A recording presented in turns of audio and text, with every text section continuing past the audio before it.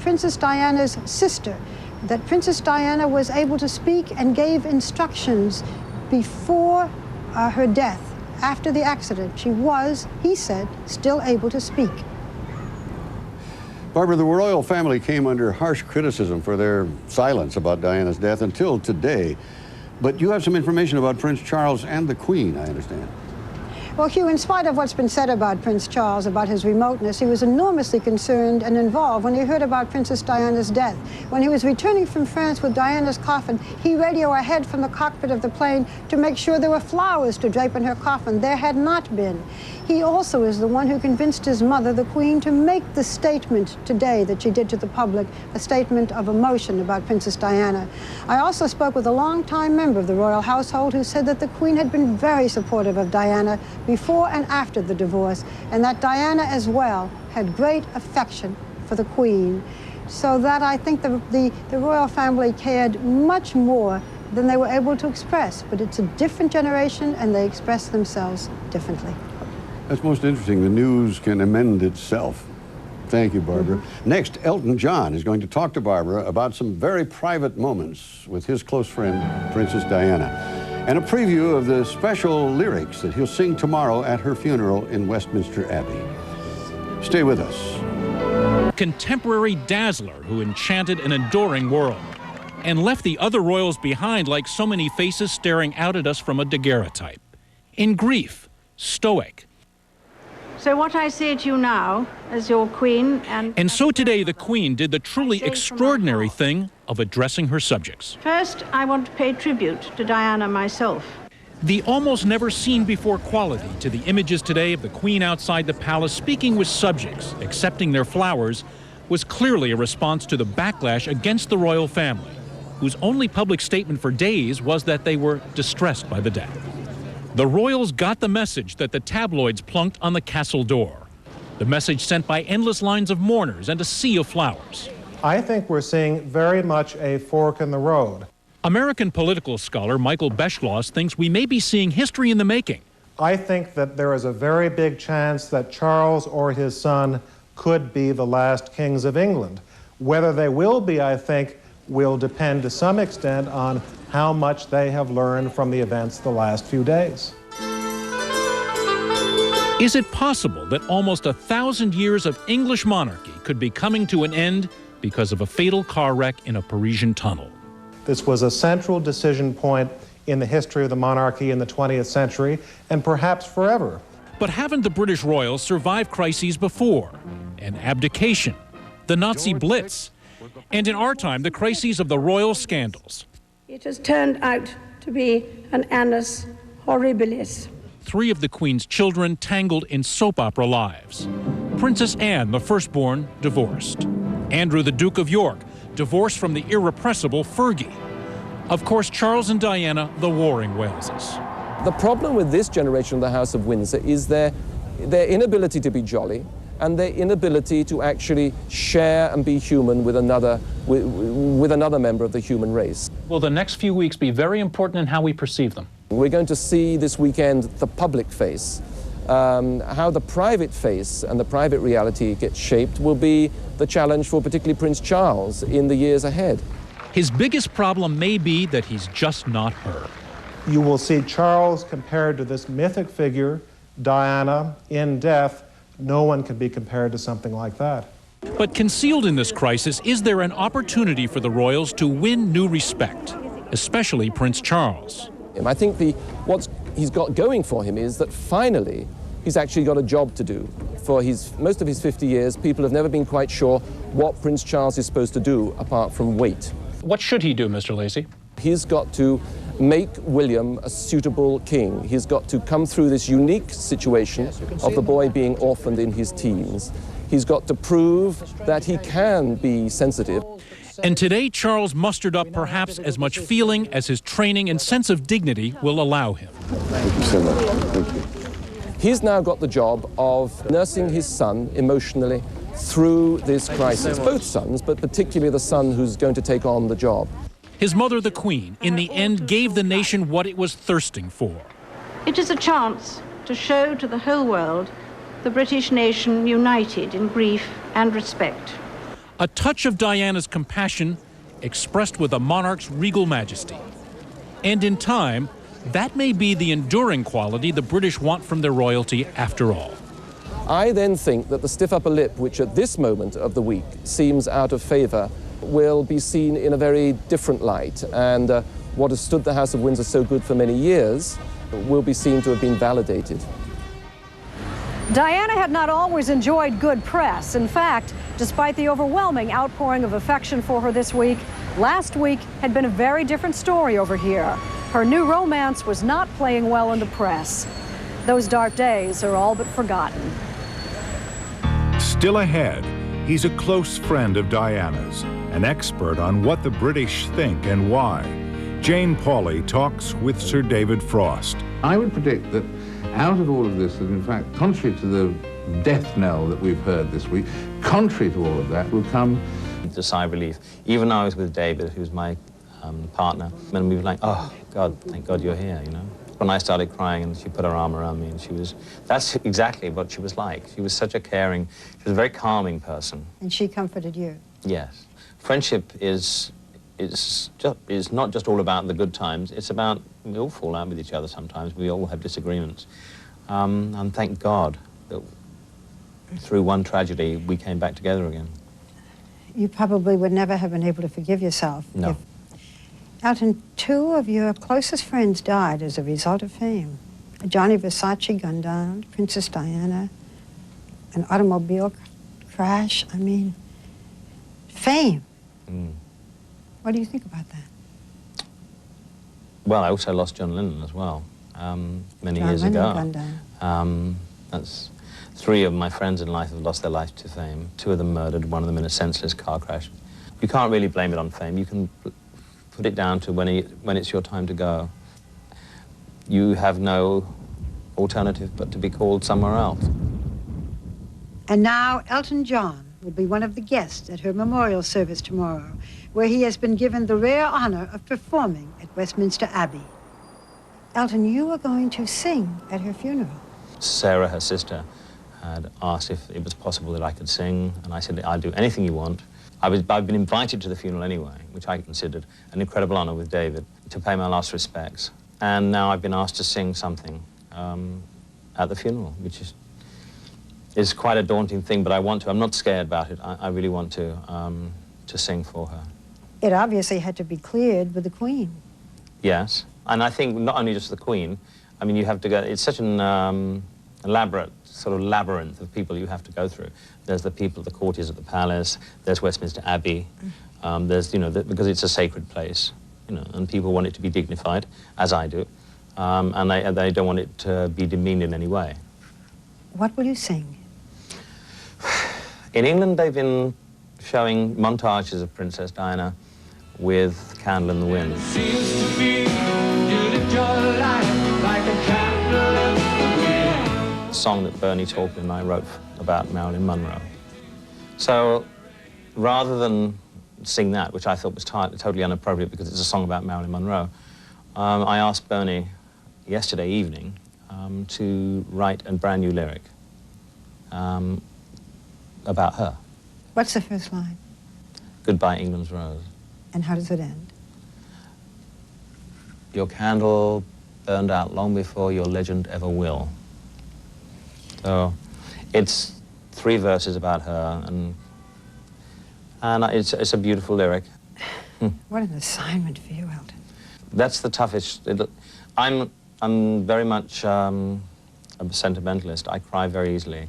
And in a situation like that, where one is in a church and you have a choir and there's sacred music, which I find very beautiful, she kept her cool for me when at Gianni's funeral, and she held her composure. I've got to do the same for her. Will you be playing the piano, or will you be singing? It's going to be a Princess Diana Trust, yes, administered through Kensington Palace by her sister Sarah, to carry on the work with the charities that she was associated with. Since she had little pretension, it seems to me, and you know her so much better, that she kind of liked to, you know, strip people of their pretensions. Yeah, and she teased people. Yeah. She was a great teaser too, and yes, she was great company. Beauty, both photographically and when you see her in person, she was a stunning lady.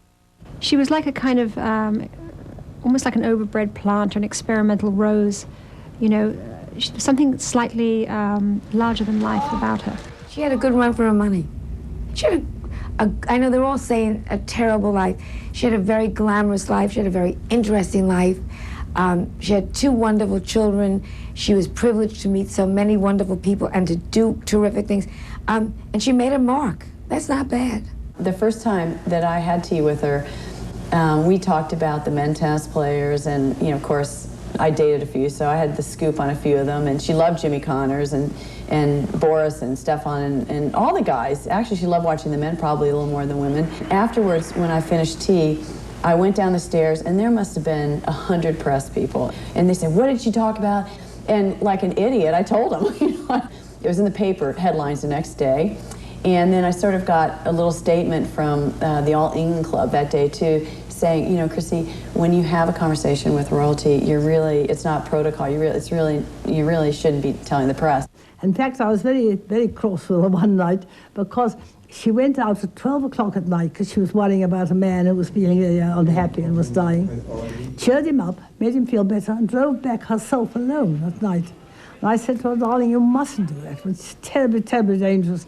I've always thought of her as the Princess of Love, because she read all my books when she was very young, and my books are always about love, and she adored them, you see, and I sent her one to the other day. She gave so much of her heart and her soul. Why wasn't that enough? She always had this demure look, Well, it wasn't there when we played. She was a competitor all out. When I played tennis with her, I thought I better watch my language, And then she let out one after she missed a shot. I'm like, "Did you just say what I thought you said?" She says, "Uh-huh." I'm like, "Okay, good." So then I was free to cuss after that. That was a special moment. We'd like to dedicate this award to Princess Diana. It was a great loss for our country. She was a fantastic ambassador for Great Britain. And also, I think what we're really about, what Lady Diana had, she had real girl power.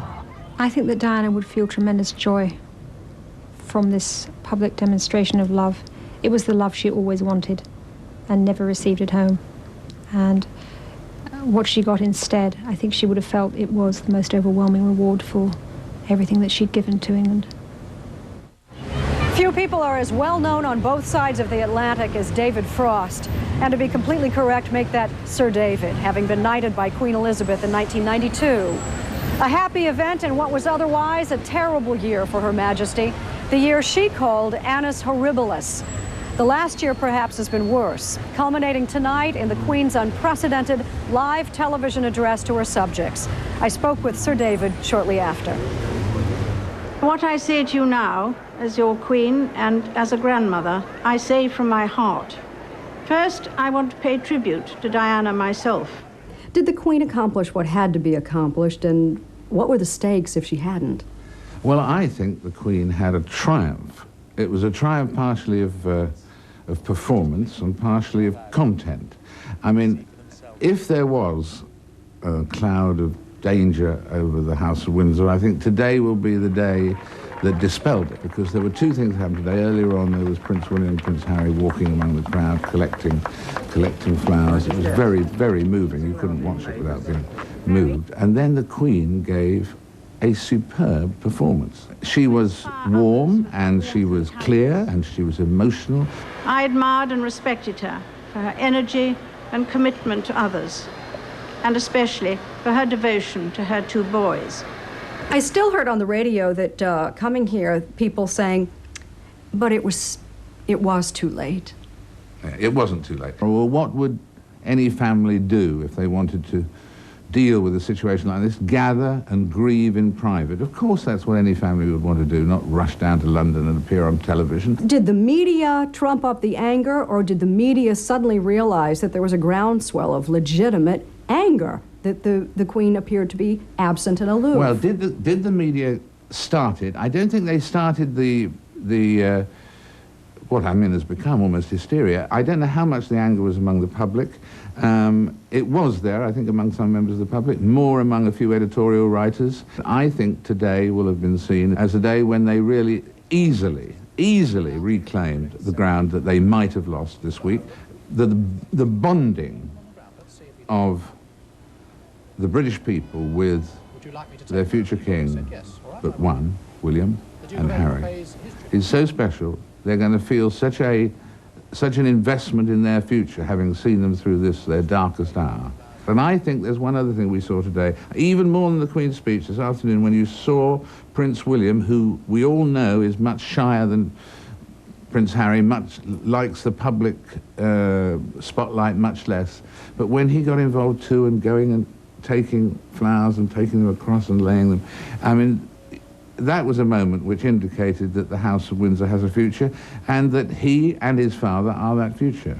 Do you think that William is more, I think only an American can put the question like I'm about to put it, more a Spencer or more a Windsor? And if so, does he have his mother's kindness and his mother's way with people, or his father's reserve? Well, I mean, I think that obviously Prince Charles has great kindness as well. And there were moments when... Well, why does it look like he doesn't? Why does he have a reputation for being a cold fish? Because the press is very unfair to him, I think. I mean, I know him very well, and he is compassionate. He is, well, I think people are acknowledging this week that he is a great father. He's very sensitive. Why doesn't he get credit for it, though? Because he's not an extrovert, I suppose. Let me ask you the question that I stepped on when I asked a perfectly good question. Is William more like a Spencer or Windsor, however? In looks, obviously, he's got a tremendous amount of Diana's looks about him, but he's very thoughtful. I think he's very thoughtful, like his father. Is there any doubt that Diana's obituaries sing her praises in a way that you might not have expected when you first saw that young woman enter the scene? How did she accomplish that profound turnaround in her public image? I guess, you know, that there was something at the end of the Queen's broadcast tonight about that she made a great many people very, very happy. And it's amazing that she could do that to people she'd never met, you know, around the world and so on. I mean, of course, just before her death, the last few months, she's been a very controversial figure. The press in this country very split, very critical of some of her behavior and all of that, all of which wafted away, and you know, the positive things came through, which is right and proper, obviously, after an awful tragedy like that. But I mean, what was it? Here was the most beautiful, most famous woman in the world, and she has the same problems of being let down by men, or all of those things, or can't find the right solution to living and so on, as I do. And that, in fact, her power was the power that people who are unhappy could identify with her. Because I went to Kensington Palace to see this amazing sight, and there was a sort of shrine-like quality to it. You, having been knighted by the Queen, Diana, godmother to your youngest child, is this right? That's right. And you told me before, maybe you're a little closer, you know Charles slightly better than you did know Diana. Are you grieving now for both of them? Well, I'm obviously grieving about Diana. I remember, as everybody is, I remember that when she used to visit these astrologers and palmists and people, that I remember her saying 2 or 3 of them had predicted that Charles would die young before her and never become king. And that she was told several times and so on, and it's very, very sad that she died herself so young. But at the same time, I think, of course, you share the grieving with Prince Charles, but at the same time, there's a really great certainty that this man will rise to the crisis of being a single father, and he will cope magnificently. We'll be back. Coming up, Britain has said goodbye to kings, queens, and national heroes. America has said farewell to presidents. Why are these large, somber ceremonies so important? The story when our Dateline special, A Last Goodbye, continues. Singing his song for Diana at Westminster Abbey tomorrow morning, during our ABC News coverage, which begins at 2 a.m. Eastern Time. And Barbara, you and Peter Jennings are going to be on hand at 5 Eastern Time. Well, we are going to be covering the entire funeral. And we have seen throughout Britain and around the world an overwhelming expression of sadness at Diana's death. We have all been trying in our different ways to cope. It is not easy to express a sense of loss, since the initial shock is often succeeded by a mixture of other feelings: disbelief, incomprehension, anger, and concern for those who remain. We have all felt those emotions in these last few days.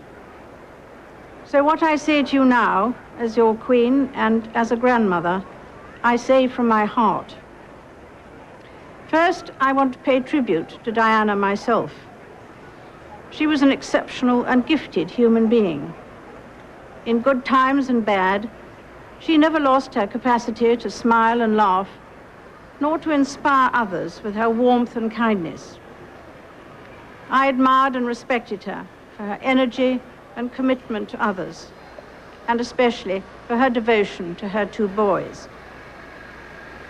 This week at Balmoral, we have all been trying to help William and Harry come to terms with the devastating loss that they and the rest of us have suffered. No one who knew Diana will ever forget her. Millions of others who never met her, but felt they knew her, will remember her.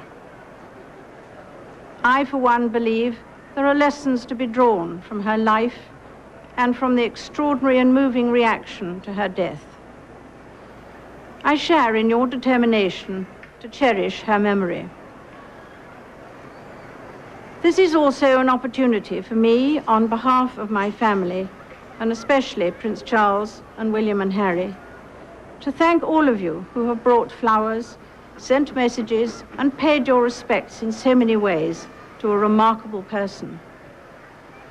These acts of kindness have been a huge source of help and comfort.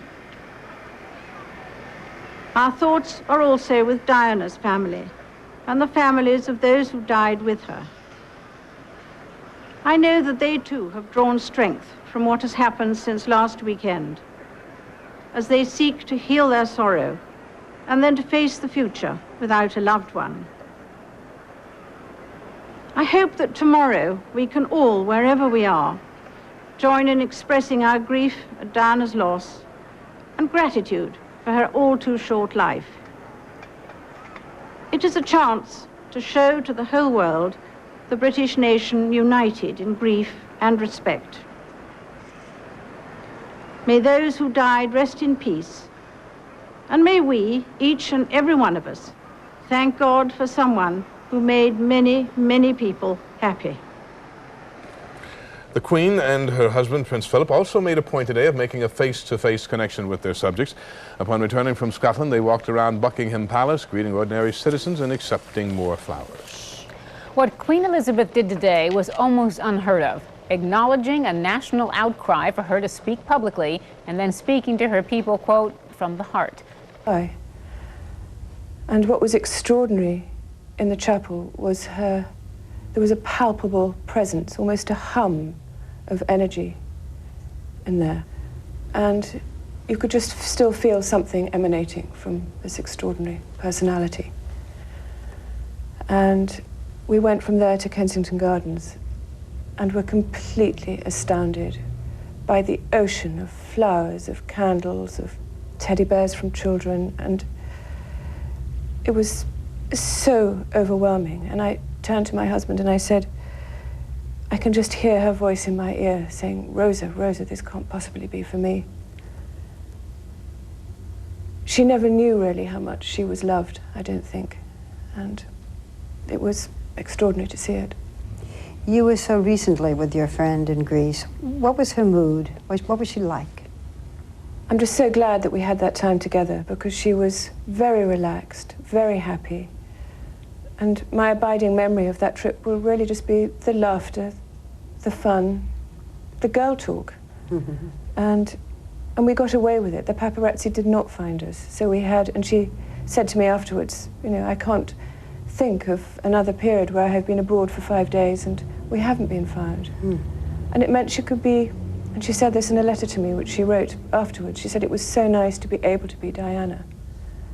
And I'm glad we had that time. You said that during your vacation that you felt that she'd found peace with herself. She had. We talked a lot. It's ironic that this ghastly tragedy happened almost a year to the day that her divorce had come through. And she'd done a lot of thinking and assessing in that year. She wanted to continue all her charitable work, but with a focus much more on children, and that's really what we were talking about. We read that she'd said that she was going to give up public life in November. Did she say that to you? No, she didn't. She didn't. She said to me that whatever happened in her relationship with Dodie, whatever happened, and it wasn't at all clear what was going to happen, that she could never, ever give up what she called her work, that it was an integral and important part of her life. About Dodie, there have been so many rumors, and this is a chance for us to clear some of them up. She was the happiest I've ever known her. They talked a lot on the telephone, and there was a lot of laughter. She was excited, as one is when something's just beginning, but it was much too early, I think, to say whether this was going to be something permanent. Did you talk with her after the vacation? Yes, I did, yes. Did she say to you, I'm going to marry him, or he's proposed, or anything that was more definite? No, she didn't, no. It was too soon for her. So you don't feel that at that point that she was, at the time of her death, that she was engaged? No, I don't. There was a ring that Dodie gave to her. Do you feel that was an engagement ring? No, absolutely not, no. Dodie liked giving her presents. You know of Princess Diana's relationship with her boys. What is it that she most wanted to teach them? I think the most important thing, really, was for them to just keep in touch with what people felt and to be honest with themselves, to be wary of people getting too close to them for the wrong reasons, and to try and guard some moments for themselves so they had privacy, which was something that she sadly never had. I know that her relationship with them was truly extraordinary, and they worshipped her. And I can hardly bear to think of what they're going through. What was her relationship like with Prince Charles in the last months? It was very amicable. They spoke often about the boys, arranging times to see them. It was fine. It was very calm. Mrs. Monckton, Princess Diana was a godmother to your daughter. Your daughter has Down syndrome. What was she like with your baby? She was a fantastic godmother because she combined, and it's a rare gift this, I think, compassion with practicality. She loved my little Domenica, and she also, as soon as she was born, she said to me, we're going to deal with this together. I know which doctors are the best with this. I can introduce you to people who've gone through this. I'll be there. Spontaneously, she said, I want to be her godmother. I want to be part of her life. Let me, please, Rosa. How will you remember her as a friend? I suppose most of all, the naughtiness, the irrepressible giggles, the sense of fun, the mimicking of people.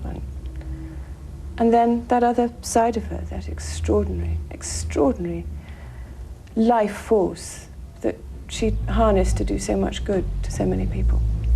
And I firmly believe, as a Roman Catholic, that she can see us all now. And I really hope she can. 12 years ago, Diana danced the dance of her life. She'd come to the White House, and Nancy Reagan wanted to make sure that she had a good time. Earlier this week, I spoke by phone to the former First Lady about her memories of that night. You had a dinner for the Prince and Princess of Wales at the White House, the famous dinner when the princess danced with John Travolta. Now, you set that up. Tell us how it happened. Well, we were going to give the dinner, and I wrote to them and asked them if there were people that they particularly would like to have asked. He sent a list, and she sent a list, and on her list was John Travolta. Good enough? The Queen. At the dinner, I don't know how word got to me that she really would like to dance with John Travolta. And he was a little bit shy and embarrassed, and I said, no, she really wants to, John. So he went up and asked her to dance. Well, of course, as soon as they got out on the floor and started to dance, everybody got off the floor, and it was just the two of them dancing. And it was beautiful to behold. They were marvelous together. Princess Diana's fairy tale life and tragic death reminded many of us of Princess Grace, who also, it began as a fairy tale and ended in tragedy, an automobile crash. When I heard over the air of the accident, the first thing I thought of was Princess Grace. I had known Grace, we'd been at MGM together, we were friends, and I went over for her funeral. And I found myself in the front row, seated next to Diana, which is so ironic as you look back on it. And it makes you stop and realize how you never know in life what's going to happen. You have this extraordinary gift for making people feel welcome. Prince Charles has sometimes been described as cold and remote. Not at all. Not at all. He's not. He's a very warm, caring, sensitive man. And he is not cold, and he is not remote, and he is a good father, and he's crazy about the two boys. And it pains me to hear him described that way, because that just is not Charles. They were a warm family, they were a fun family. I don't think the Queen has ever been given credit for the wonderful sense of humor she has. And, but we forget that they're people, they're a family like any of the rest of us, with all the hopes and fears and troubles and so on that all of us have. I feel a particular sadness for the boys. I hope they'll be all right. I hope and pray they'll be all right. And I'm sure they will with Charles and the rest of the family. But what a tragedy for them. Princess Diana's funeral tomorrow is being called unique because it is unprecedented in history, as is the outpouring of love for her. I saw it myself. I went to Kensington Palace, to the gardens, and there was a sea of flowers and teddy bears and dolls and personal notes to Princess Diana from people all over the world in all different languages. And then all up and down the street you see people holding flowers and putting them wherever there was anything that had to do with Princess Diana. I covered her wedding 16 years ago, and I never ever thought that I would be covering her funeral. Hugh? I'm sure you didn't. Even as the world mourns the loss of a princess, we have news today of the death of another remarkable woman, and Mother Teresa, who devoted her life. You think that there's a possibility of some friction? We're not trying to stir something up here on this glorious and festive day, obviously. But they live so much in the limelight, all of these people. It could put some strain on the family, couldn't it? It could. It could. We shall see. Well, it could, and it did, Tom. There were so many high expectations that everyone wanted this to be the fairy tale wedding. Not just for Charles and Diana, I think, but for themselves as well. But if you talk to people here in London, they knew that this was not true love, probably, on the part of Charles, that it was the beginning of an arranged marriage, and they expected him to fall in love with her, but of course, it didn't work out that way. Well, maybe at some point he did, though. There was an authorized autobiography that was interpreted as having him say he never loved her. There was a poignant headline, must have been 3 years ago when Prince William was only 12, that he supposedly asks his mother, is it true Daddy never loved you? I don't think he actually ever said, I never did. The difference between now, obviously, and what happened with the royals in times gone by is that there is so much exposure, so much public pressure, and there are, I think, on the part of the people who choose these lives, different choices that they're able to make now that they couldn't then. Diana ultimately was able to choose the kind of life that she wanted to lead. It was over too soon. I'll be back with Tom and Katie Couric to cover Diana's funeral beginning tomorrow morning at 3:55. Coming up, mourning the loss of two extraordinary women, linked by their generosity of spirit and their humanitarian efforts. Two women who made so many in the world feel as though they'd been touched by an angel, when our Dateline special continues. And about 500 charity representatives will join the cortege on its way to Westminster Abbey. Joining us from there now, Emma Hood. Emma, hello. Good morning, Kay. The unhappiness that we've seen with the royals dissipated last night? That's right. Certainly the feeling here today is that the people are behind the royal family. That speech that the Queen made certainly seems to have turned the tide of feeling against the royals, the criticism of them earlier this week. I have with me now a social historian, Julian Little, who's going to explain just how important this occasion is for the nation. Julian, have we seen anything like this before? No, we haven't. This is a type of funeral which is totally different to any other royal funeral that's taken place in the last 100 years. And from the crowds that you're seeing now, what sort of changes there, say, from George VI's funeral? Well, at George VI's funeral, the quality of the clothing was different. Everybody was in black with black armbands. There were gentlemen with hats on. Now it's a more modern mood. We're having everyday clothing which is being worn, which is something that I think that the Princess would have preferred to have seen, rather than profound examples of private mourning.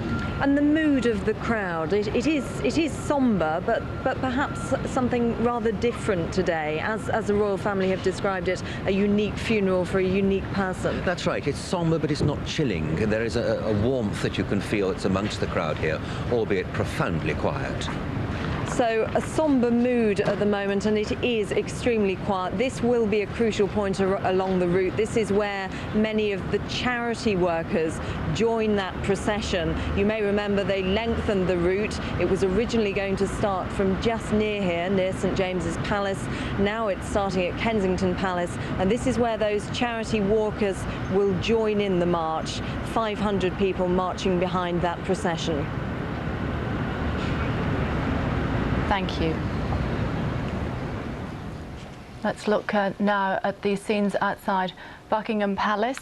The area was cleared overnight, we believe, but many thousands have already moved back into the area just in front of Buckingham Palace, hoping to catch a glimpse of the royal family and indeed the funeral procession as it passes Buckingham Palace, a scene that had so much joy for the princess in her short life. We of course remember that balcony there that she waved to us from in 1981 when she married Charles, Prince of Wales. She'll be remembered as the fairy tale princess whose life read more like a story than reality. We want to look now at some of those times that will always stay in our thoughts on this, the day that Diana, Princess. You're watching coverage from Fox News' sister network, Sky News, in London.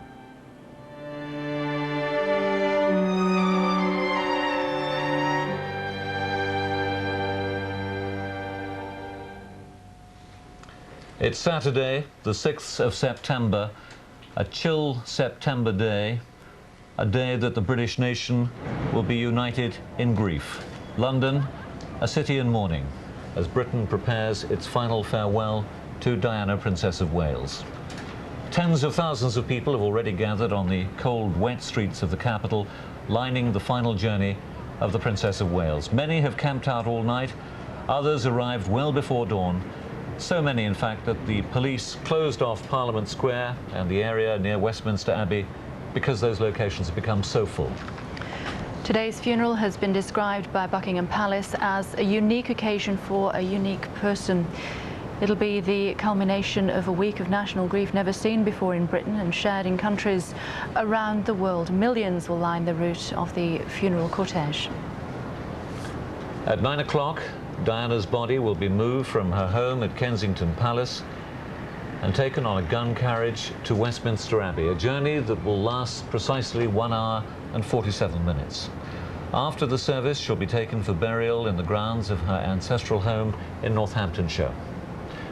Sky News is on air all day with uninterrupted live coverage of today's events.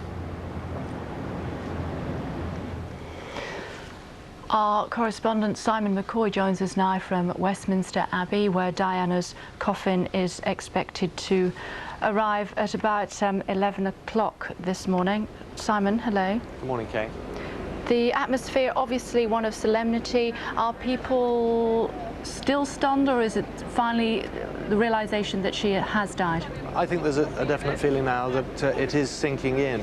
I think the first sign of that was probably last night when the hearse, the coffin carrying Diana's body, was taken back to Kensington Palace. And I think then, seeing those pictures and being on the route last night, people realized it for the first time, I think, that she really had gone. There was this coffin draped in the Royal Standard, and behind it a car carrying Prince Charles and the two boys, William and Harry. And the realization, I think there's been a hope, as there often is at occasions like this, a hope in everybody's mind that maybe Diana would suddenly appear. I don't think everybody really had honestly believed that this had happened after a week where there have been so many programs looking back at her life, where papers still dominated with pictures of her. When you saw that stark image of the coffin entering her London home, Kensington Palace, people, I think, for the first time realised she wasn't coming back. And I think that'll be very much the feel today, too. The crowds, as you say, have been here through the night, and here at Westminster Abbey, this is very much going to be the focus of the nation's feelings throughout the day. This morning, up until now, the emphasis has really been on crowd control. The police have done an amazing job to get the crowds awake and up. Many of them were asleep and had to be woken this morning. And as you see the looks on people's faces this morning, it really is quite clear. And you're looking at people there too who know Diana. Many of them have met her, the press. They've travelled the world with her. And talking to some of them this morning, they too are deeply affected by what has happened this week, for obvious reasons, but also for personal reasons, because many of them met her. They knew her on foreign tours. Diana was always very careful to make sure one evening was always given aside to the visiting media, and she made sure she spoke to everybody. And I think all photographers and all those who travelled with her were probably a little bit in love with Diana, although they may not admit it themselves.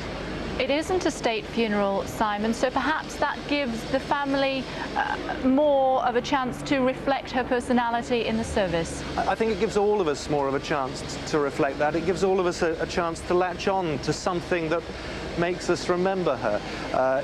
If you're with her charities, there are going to be certain songs, certain hymns that maybe you knew that she loved. I Vow to Thee, My Country, they're going to be singing during the service, and that was her favourite hymn. You may remember, July 29th, 1981, it formed a major part of the wedding service. So there'll be certain aspects of that are going to be important. Elton John singing Candle in the Wind, a rewritten version. There are many candles still being lit here this morning and have been here throughout the night. A most moving scene, candles blowing in the wind outside Westminster Abbey. And other parts of the service are going to be deeply moving too. Let's not forget the Earl Spencer is going to be making a reading. Diana's two sisters, Lady Sarah McCorquodale, Lady Jane Fellows, are going to be making readings too. And it's going to be a funeral which will have something to offer everybody who knew Diana. And the emphasis very much has been on those that did know Diana would have a part to play during it. And of course, in the procession from the Mall at the junction with Marlborough Drive, the coffin will be joined by 500 members of charities with which she's been involved in her all too short life. And for them, this is going to be a deeply moving and a very upsetting occasion. I think many tears will have been shed by the end of today. The boys will be obviously in the chapel at Westminster Abbey. That will be the time perhaps when they will realise that their mother has finally left them. I think that's right. For that reason, we are not going to hear or see any members of the royal family or the Spencer family throughout the service. Many people, when that was announced, thought that was a bit strange, but television cameras have been asked not to show pictures of William and Harry and other members of the royal family. What is the most personal moment of anybody's life, a funeral, and for those two boys, the saddest day of their lives. And I think, for obvious reasons, we're all being asked to let them grieve in peace and privacy. It's going to be a grueling day for them. It's a grueling day for everybody, this. And I think for William and Harry, particularly, coming down this route, they'll be aware of two things. One, I think that their mother has gone, and also that everybody loved her. And I think that's the important message to come over from what's happening today. Simon McCoy, thank you. We can cross now straight away to Buckingham Palace and join Adam Bolton. Buckingham Palace, of course, Adam, where the Queen gave that historic live broadcast last night and spoke from the heart. How important was that message, do you think? I think it was very important because clearly in the aftermath, the immediate shock of Diana's death, there was a degree of disagreement, a searching for scapegoats, and there was almost unprecedented level of criticism for the royal family, and therefore I think the broadcast and the other events yesterday have restored the calm, really, which is an appropriate to grieving for Princess Diana.